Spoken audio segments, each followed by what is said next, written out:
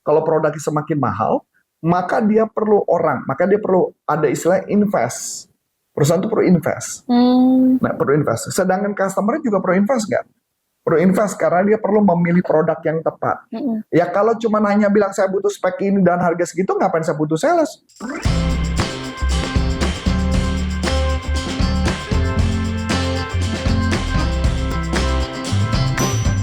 Buat teman-teman yang saat ini bekerja sebagai admin dan CS, hati-hati tahun depan pasti posisi kamu tergantikan.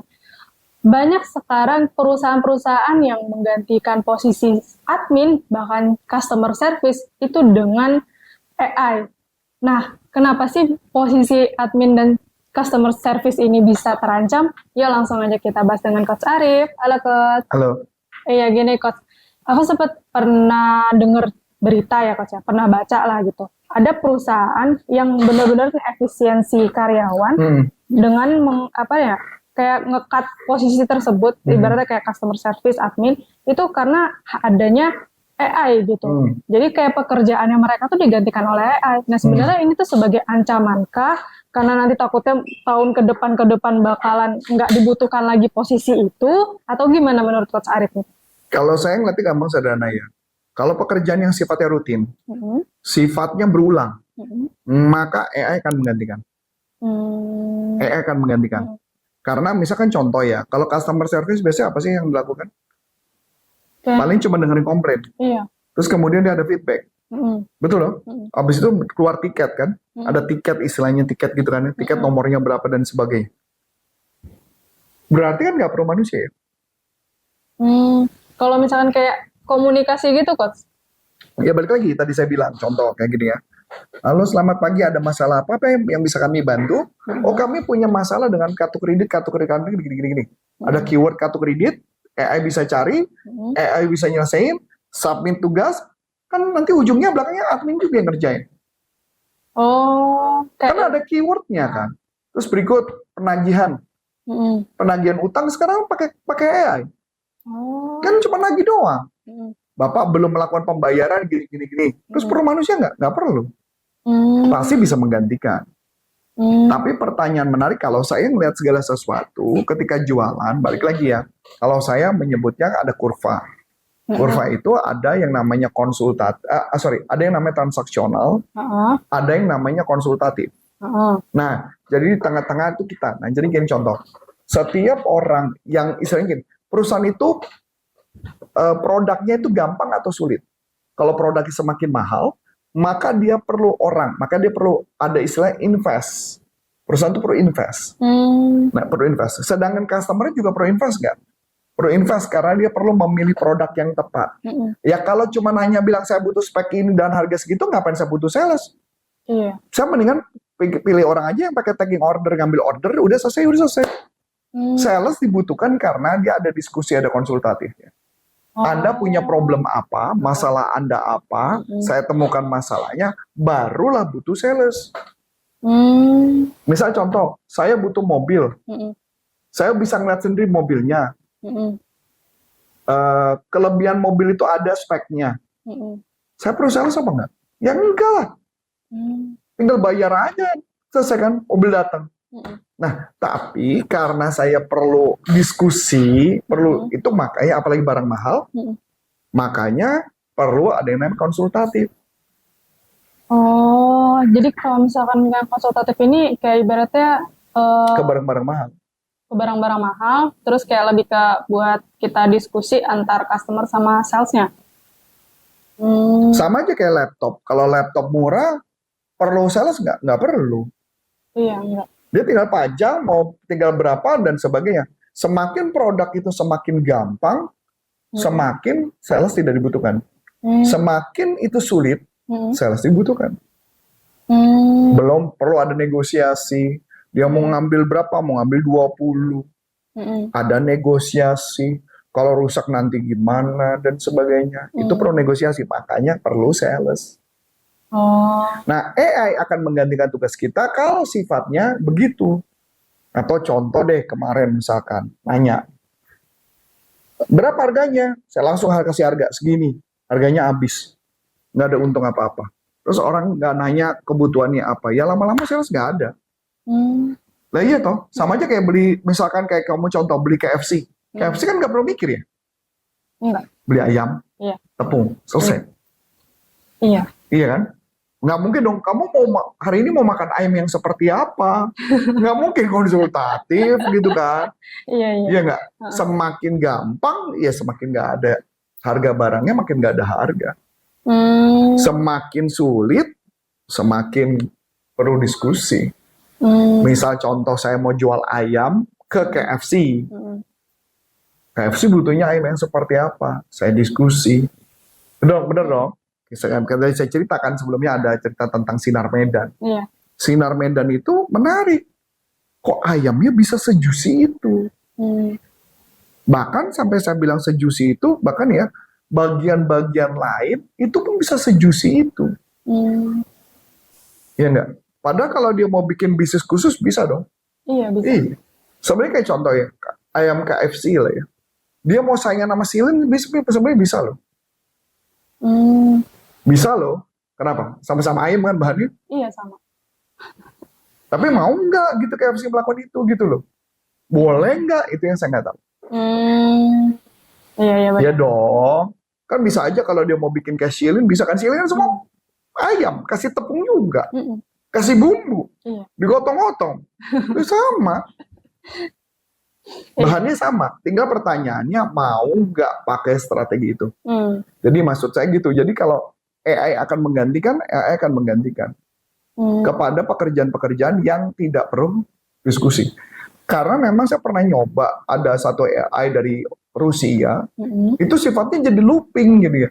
Jadi ketika nanya apa dia balik lagi gitu loh. Jadi sampai saya bilang kok jawaban itu terus ya tergantung katanya. Tergantung pertanyaannya. Jadi aplikasinya ya benar kan tergantung pertanyaannya. Iya. Berarti semakin sulit pertanyaan dia akan balik lagi looping. Bahkan saya contoh deh kalau saya jauh-jauh deh pakai Telkomsel deh. Kan dia ada robot kan. Kalau saya chatting aja dia kadang-kadang nggak bisa jawab. Iya. Kadang pertanyaannya balik lagi. Balik lagi. Oh iya. Makanya kenapa saya perlu telepon kan. Oh oke. Tapi kalau semua bisa dijawab, nggak usah jauh-jauh deh. Misalkan contoh gini, yang gampang sederhana deh. Waktu itu saya ganti dari prabayar ke pasca. Ketika berarti pra ke pasca, itu ternyata functionnya saya roamingnya dihilangin. Jadi fungsi saya keluar negeri, roamingnya dihilangin. Nah, saya keganggu dong. Kan saya sering keluar negeri juga kan. Iya. Nah, makanya saya chatting. Saya tanya tentang roaming. Nggak bisa jawab. Aplikasi itu nggak bisa jawab. Makanya kenapa saya telepon gitu loh akhirnya. Jadi makanya pertanyaan mana, kalau suatu saat AI-nya udah segitu canggih, bisa ngejawab, mudah ganti. Misal tanya, Telkomsel kenapa ini roaming saya dihilangkan? Boleh dijelaskan lebih detail? Maksudnya hilangkan? Iya, sebelumnya kan saya pasca prabayar, terus menjadi pasca bayar. Ini kan mendadak fungsinya roaming saya jadi hilang. Oke, Bapak maunya seperti apa? Oh, saya mau fungsi itu balik lagi. Ya kalau bisa kayak begitu kan ngeri tuh. Kalau AI-nya bisa jawab itu. Oh, Bapak mau seperti itu. Oke, Pak, saya berikan waktu kepada kami 2x24 jam itu kami balikan. Apa nggak ngeri itu kalau bisa kayak gitu? Iya. Jadi berarti semakin sulit sebenarnya kayak lebih dibutuhkan diskusinya ya, Coach? Betul.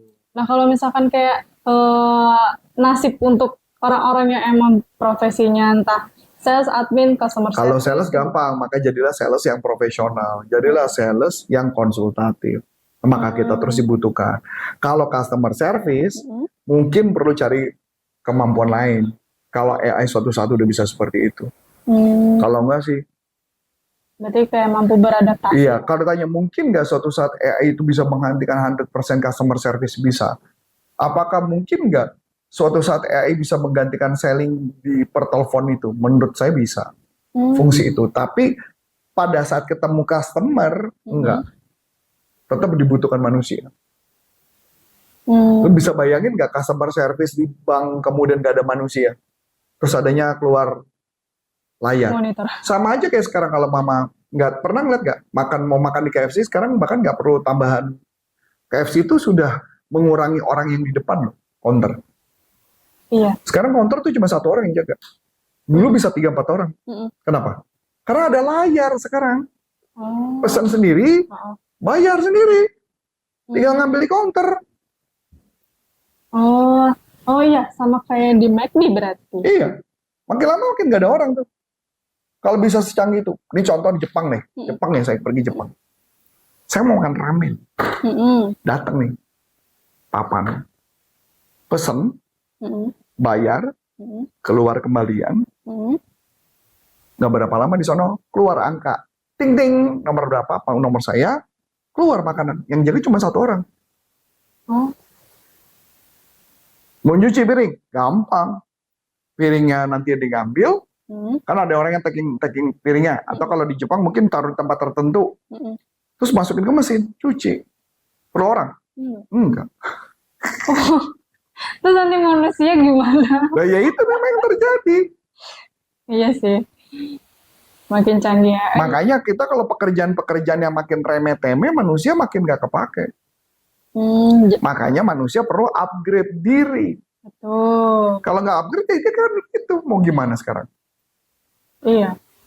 Nah, sekarang misalkan contoh nih, kayak dunia, misalkan contoh deh, AI udah bisa bikin coding-coding. Nah, kalau mama codingnya kemudian kita beri perintah, bikin coding terus ke aplikasinya, jadi apa nggak ngeri itu? Iya dong. Iya. Terus kita jadi apa? Bengong. Makanya semakin kompleks, kita harus upgrade. Kalau nggak upgrade, tunggu waktu aja. Berarti pilihannya kalau untuk sales itu apapun pekerjaannya. Apapun pekerjaannya, upgrade diri, upgrade skill agar mampu beradaptasi ke depannya. Oke. Karena kita bisa lihat gitu ya, AI kemarin canggih kayak ChatGPT canggih, sekarang keluarlah DeepSeek, lebih canggih lagi. Pertanyaan menarik buat saya, ya kan? Semakin canggih itu kan semakin baik buat kita kan? Iya. Makanya kenapa upgrade? Nggak ada rumus. Kuncinya upgrade. Nah kalau misalkan ada sales nih coach, ada sales gimana sih cara buat upgrade gitu? Apakah kita kayak otodidak kok susah gitu? Nah itu apakah kita harus berguru, harus ada mentor? Memang, mau nggak mau harus ada guru, ada mentor, baca dan sebagainya. Kayak kemarin nih contoh deh, saya kemarin baru belajar satu hal. Dulu saya pernah belajar, tapi saya tidak tertarik gitu loh. Jadi dia punya rumus ya, ini keren sih rumusnya. Saya akuin rumusnya keren. Jadi ada rumus kayak L gitu ya, kurva. Dia bilang, kalau saya dulu kan pernah tahu ya, you work for money, artinya kamu bekerja untuk dapat duit. Money work for you, kamu dapat uang yang bekerja untuk kamu. Yang ketiga, money work without you, uang bekerja tanpa kamu. Itu artinya apa? Ya, itu keren banget ya. Berarti kan saat satu pertama adalah kamu bekerja untuk mencari uang. Iya. Yang kedua, uang bekerja untuk kamu. Yang ketiga adalah uang bekerja tanpa kamu. Nggak usah kerjain aja, uangnya jalan sendiri. Nah, konsepnya ini menarik banget buat saya. Konsepnya. Pertanyaan kalau begitu konsepnya menarik adalah, bisa nggak di setiap konsep uang itu bisa bertumbuh tanpa kamu? Nah, ini ketiga ini tadi. Betul, makanya kenapa saya mulai kepikiran. Wah ini kayaknya saya perlu cari, saya punya temen nih, saya perlu ketemu nih sama temen saya, perlu ajak ngomong nih, gitu loh, ngerti nggak? Buat diskusi. Buat diskusi, karena menurut saya konsepnya menarik, kalau itu bisa jalan dengan baik, maka apa yang terjadi? Dahsyat banget. Iya. Makanya kenapa kita tetap perlu mentor. Oke. Nah, kalau misalkan buat teman-teman nih, pengen banget upgrade skillnya, karena memang kalau kedepannya itu pasti butuh skill yang mumpuni untuk beradaptasi ke depannya, bahkan yang AI yang makin canggih. Kalau misalkan teman-teman mau belajar gimana sih jadi sales profesional yang ibaratnya bisa seperti konsultan, jadi banyak diskusi dengan customer, bisa memenuhi kebutuhan customer, bahkan bisa memberikan solusi yang pas untuk customer. Nah, itu teman-teman bisa banget belajar di kelas konsultatif selling, atau kalau teman-teman mau cari kelasnya ada di pastiprestasi.com. Buat teman-teman kalau misalkan ada pertanyaan seputar selling dan marketing, bisa langsung aja tulis di kolom komentar ya. Mungkin cukup sekian dari aku, Aulia. Dan saya Konstantin Syarif mengucapkan terima kasih, sukses buat Anda, sampai jumpa. Salam performance. Bye-bye. Bye-bye.